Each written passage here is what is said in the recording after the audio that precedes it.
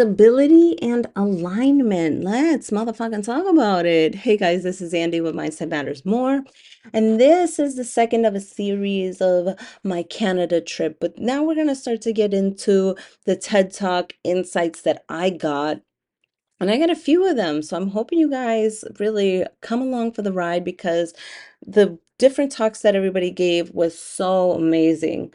And so today's insight is talking about your physical core stabilizes your body and your spiritual core aligns your body too. So, if you know anything about me, you know I'm a very spiritual person and I love reading about different spiritual practices. And lately I've been doing a lot of chakra work with Anna Judith on Mind Valley. And, I've also been doing some with Joe Dispenza, and Jeffrey, I want to say Jeffrey Epstein, y'all. That did it, because it's just been in the news so much. Like, that's not what I'm trying to say. Is Jeffrey, oh my God, hold on. I gotta remember his name. Jeffrey Allen. Oh my God, how stupid of me. Anyways, so I've been doing a lot of chakra work and I fully believe that at the core of ourselves, including with your physical muscles, that when you work that center line of your body, that you get so much benefit out of it, that you ground yourself, that you're better, like in coherence, like your vibe is just better.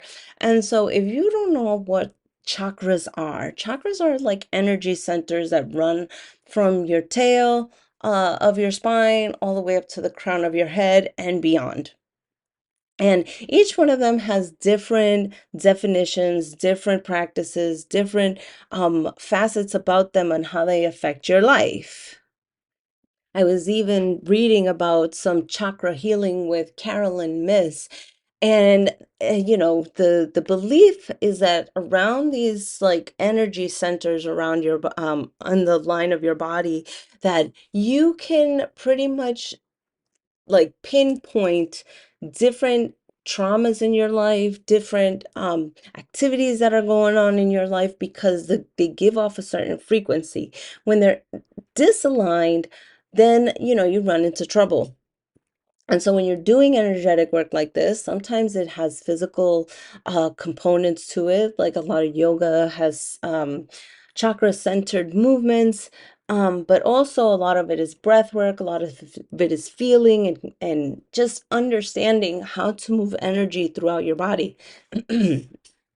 So, when the speaker started talking about this, talking about, your physical core is your like stability. Like doing yoga as long as I did, I know the benefits of using your core muscles to maintain your balance. Like trying to like get your foot to the back of your head while you're on one foot. That takes a lot of core strength. That takes a lot of core manipulation. That's not the word I'm looking for. Just being able to understand how to engage those muscles properly so that you can fold in certain ways but without hindering the folding of your body. So, I understand that like the physical part of it, like I have always been kind of a physical person my entire life. So being able to sense those things really easy. But then the second part about, just comparing or, using that as like a way to sort of you know, uh, combine the two with the physical core, but also your spiritual core. And he was like, oh, I never thought about that. Like everything is coming back to center. Everything is coming back into your body to that center line, whether it's, the pit of your stomach, then your diaphragm, your heart, your throat, your third eye, or the top of your head. It's like down that center line of your body.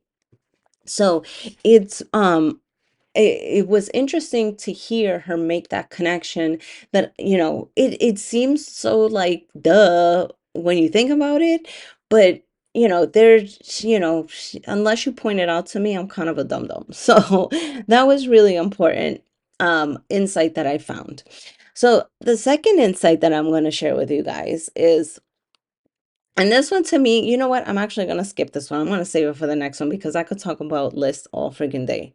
So the second one is that um, When you, and this one hits like come home completely because you'll hear why it says, when you're healthy, you can have 1,000 wishes, but when you're sick, you only have one.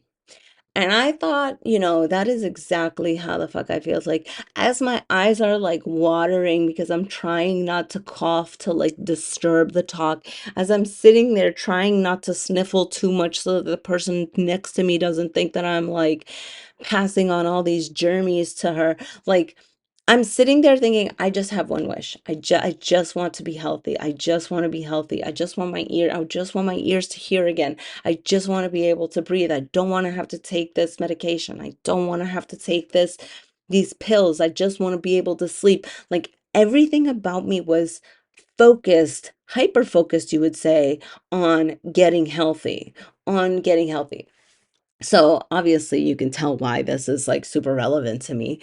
But I remember a while ago that I had also heard not just that you wish that you were healthy, but you only want to get to a level of health where you are not bothered by it, where you don't feel, where you feel comfortable again. It's very rare to be like, you know what?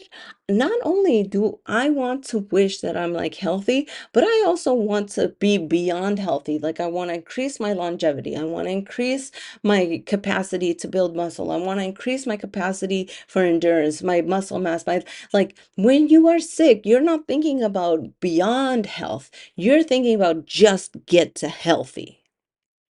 And maybe that like I couldn't think, oh, I want to get back to the gym. I want to do this. I want to No, it was just like, God, get me out of this fucking sick body because I just want to breathe. The way that like your brain gets locked into that is very relevant because a lot of times even on other parts of your life where you might be struggling. You just want to get out of debt. You just want to get another job. You just want to, have a boyfriend that respects you. You're asking for like the bare minimum to be like comfortable rather than being like, no, you know what? I'm going to make it to be a millionaire. You know what? I'm going to find my perfect career. I'm going to find a husband who adores and worships the ground that I fucking walk on and is my best friend. Like, rather than because when you are like at that deficit, you are just so desperate to get out of that you're willing to take the bare minimum. And that wasn't how this was framed, but that was like what I thought about was, you know, you can like when you're healthy, it's easy to start thinking, oh, I want to do this, I want to do this, I want to do this, but you are so hyper focused on, your comfortability. But when you're sick, you're not wishing for the money. You're just wishing for the comfortability again. And then you get to the comfortability and then you like stay there. It's that hyper focus that you're lacking when you are comfortable to be able to get out of comfortability, to be able to get to the next level of whatever it is that you're trying to manifest or whatever it is that you're trying to do in your life, period. And so I was thinking about that. And I think that that's where I'm going to end this podcast because those two insights, I think, for me were very powerful. And so let me know, what do you guys think about chakras? Do you know anything about them? Or what do you think about what you wish for when you're sick? Okay, let me know, guys. All right, love you. Bye.